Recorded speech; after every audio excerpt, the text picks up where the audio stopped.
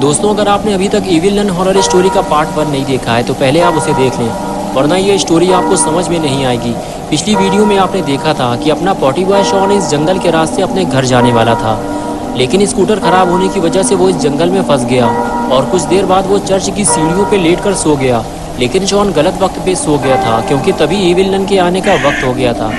एक जोरदार बिजली चमकी और शॉन उठकर बैठ गया। शॉन समझ गया था कि कोई अंदर आने वाला है।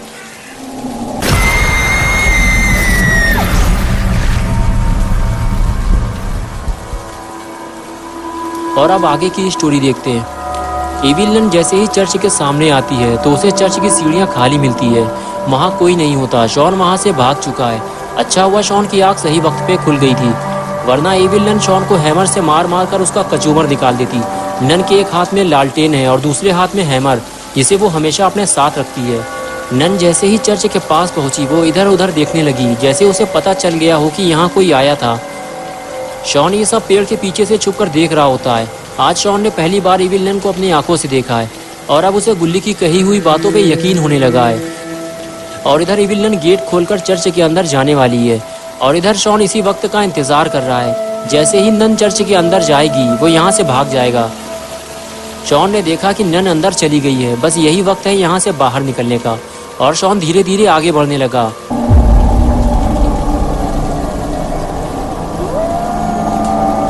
शॉन ने देखा कि गेट खुला हुआ है, नन अंदर जा चुकी है।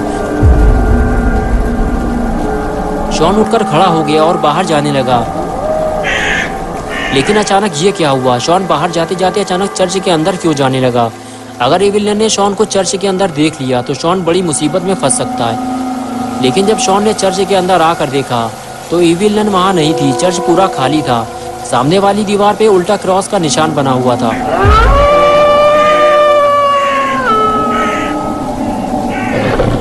शॉन ये सब देख ही रहा था कि तभी शॉन को अपने पैरों के नीचे से आती हुई कुछ आवाज़ सुनाई दी। शॉन ने जब नीचे देखा तब उसे पता चला कि यहाँ तो बेसमेंट बना हुआ है। ज़रूर इविल नन इस बेसमेंट के अंदर गई होगी। लेकिन शॉन को अब इस बात की खुजली शुरू हो गई है कि आखिर इस बेसमेंट के अंदर क्या है और इविल नन इस बेसमेंट के अंदर क्या करने गई है। और अब शॉन भी इस बेसमेंट के अंदर जाएगा। बेसमेंट के अंदर काफी अंधेरा है और नीचे उतरने के लिए लकड़ी की एक पुरानी सीढ़ी लगी हुई है। शॉन को बहुत संभल कर नीचे उतरना होगा। अगर वो सीढ़ी से नीचे गिरा तो इविल नन उसे पकड़ लेगी और बेसमेंट में बंद कर देगी और किसी को पता भी नहीं चलेगा कि शॉन कहाँ चला गया। शॉन आधी सीढ़ी नीचे उतरा और पलट कर देखा तो इविल नन उसके ठीक सामने बैठी हुई पूजा पाठ में लीन थी। शॉन कुछ देर तक उसे देखता रहा और फिर सीढ़ियों से नीचे उतर गया।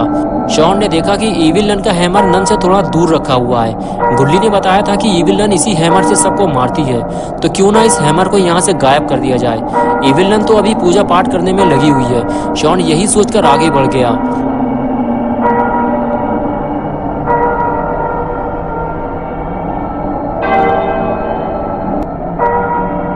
हैमर के पास पहुंचकर शॉन ने हैमर को पकड़ लिया। हैमर काफी भारी था, इसलिए शॉन उसे उठा नहीं पाया और उसे खींचते हुए वहां से दूर ले जाने लगा। शॉन की यही बेवकूफ़ी उसे भारी पड़ने वाली थी। हैमर खींचने की आवाज़ ने नन की पूजा पाठ खराब कर दी। इविल नन ने हैमर ले जाते हुए शॉन को देख लिया है और अब शॉन की खैर नहीं। शॉन ने जैसे ही नन को देखा वो हैमर छोड़ छाड़ कर वहां से भागने लगा, लेकिन नन अब उसे नहीं छोड़ेगी। शॉन ने इविल नन की पूजा खराब कर दी है और अब उसे इसकी सजा मिलेगी। शॉन बेसमेंट से बाहर आया और दोनों हाथों से बेसमेंट का दरवाजा कस के बंद कर दिया और ये सोचने लगा कि अब इविल नन बेसमेंट से बाहर नहीं आ पाएगी। लेकिन शॉन ये भूल गया है कि वो नन कोई इंसान नहीं है, बल्कि वो एक शैतान नन है और वो इंसानों से ज़्यादा ताकत रखती है। और थोड़ी ही देर में शॉन को इस बात का अंदाज़ा होने लगा कि वो इविल नन को बाहर आने से ज़्यादा देर तक रोक नहीं पाएगा, इसलिए वो चर्च से बाहर भाग गया। अगर वो थोड़ी देर और चर्च में रुकता तो इविल नन के हाथों मारा जाता।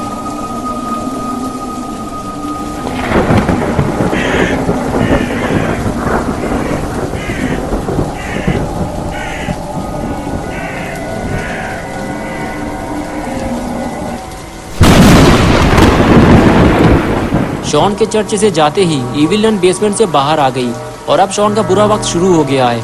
इविल नन शॉन को ढूंढती फिर रही है और अब शॉन इस जंगल से जिंदा बाहर नहीं जा पाएगा।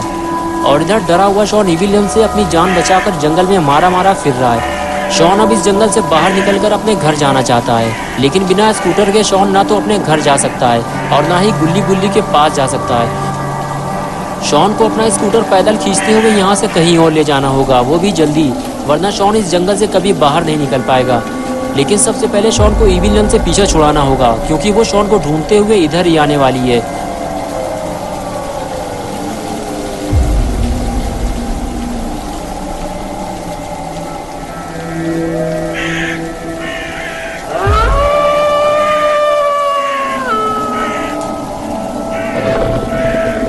जिस बात का डर था आखिर वही हुआ। इविल विलन शॉन को ढूंढते हुए बिल्कुल उसके पास आकर खड़ी हो गई।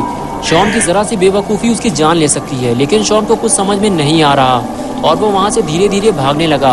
अब कुछ भी हो जाए शॉन अब इस जंगल में नहीं रुकेगा, उसे किसी भी हाल में इस जंगल से बाहर निकलना है और अब वो इस जंगल में कभी वापस नहीं आएगा। शॉन के सामने उसका स्कूटर खड़ा हुआ है और शॉन स्कूटर स्टार्ट करके देखना चाहता है कि अब स्कूटर स्टार्ट होगा या नहीं, लेकिन वो ऐसा नहीं कर सकता। इविल विलन उसके बहुत पास खड़ी हुई है। शॉन डरते डरते स्कूटर के पास गया, स्कूटर को स्टैंड से हटाया और बिना स्टार्ट किए ही धीरे धीरे उसे लेकर वहाँ से खिसकने लगा। शॉन को लगा शायद ये तरीका काम कर जाए और वो इस जंगल से बाहर निकल जाए, लेकिन ऐसा नहीं हो पाया।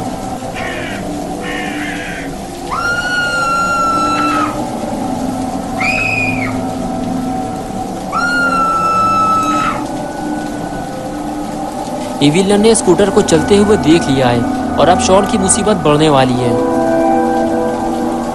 इविल विलन को अपने करीब आता देखकर शॉन स्कूटर छोड़कर भागने लगा और इविल विलन शॉन के पीछे भागने लगी। इविल विलन ने शॉन को कुत्ते की तरह दौड़ा लिया है,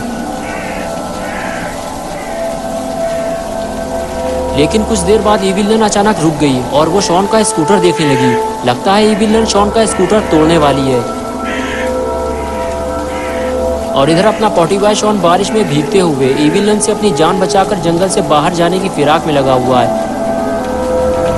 लेकिन ये क्या, जो स्कूटर शॉन से स्टार्ट नहीं हो रही थी उसे इविल विलन ने स्टार्ट कर लिया। लगता है अब शॉन इविल विलन से बच नहीं पाएगा।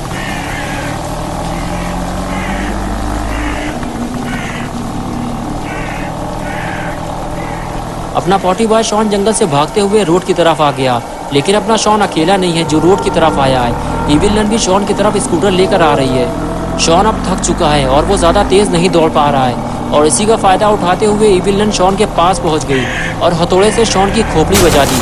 हथौड़ा पड़ते ही शॉन गुलाटी खाते हुए दूर जाकर गिरा। इविल विलन ने शॉन को इतनी तेज़ मारा था कि कुछ देर तक तो शॉन ज़मीन से उठ ही नहीं पाया और फिर जैसे तैसे शॉन ने अपना होश संभाला और वहाँ से भाग खड़ा हुआ। इविल विलन भी शॉन के पीछे पीछे भागने लगी, लेकिन शॉन का बचना बहुत मुश्किल है, क्योंकि इविल विलन जंगल में आने वाले किसी भी इंसान को जिंदा नहीं छोड़ती। शॉन दौड़ते दौड़ते अचानक गायब हो गया और इविल विलन उसे ढूंढने लगी, लेकिन नन को शॉन कहीं दिखाई नहीं दे रहा। वो शॉन को इधर उधर ढूंढती रही और फिर वो आगे चली गई और अपना पॉटी बॉय शॉन पेड़ के पीछे छुपा हुआ था, लेकिन खतरा अभी टला नहीं है। इविल विलन शॉन के बहुत करीब है।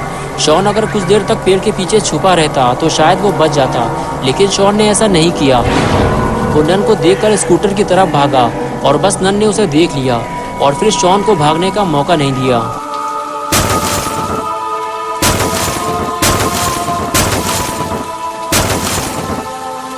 इविल विलन ने शॉन के सर पे एक के बाद एक कई हथौड़े मारे, जिसकी वजह से शॉन का सर फट गया और सर से खून बहने लगा और इविल विलन शॉन को मरा हुआ समझकर वहां से चली गई। लेकिन शॉन अभी मरा नहीं है, उसके सर पर गहरी चोट लगी है। अगर शॉन को सही वक्त पर मदद मिल जाए तो शॉन बच सकता है। दोस्तों, क्या होगा अब शॉन का? क्या शॉन की मदद के लिए कोई आएगा या फिर शॉन यूं ही पड़े पड़े मर जाएगा? ये हम देखेंगे पार्ट 3 में। तो दोस्तों, अगर आप पार्ट 3 देखना चाहते हैं तो इस वीडियो को लाइक करें, चैनल को सब्सक्राइब करना और बेल आइकन प्रेस करके ऑल नोटिफिकेशन ऑन करना ना भूलें।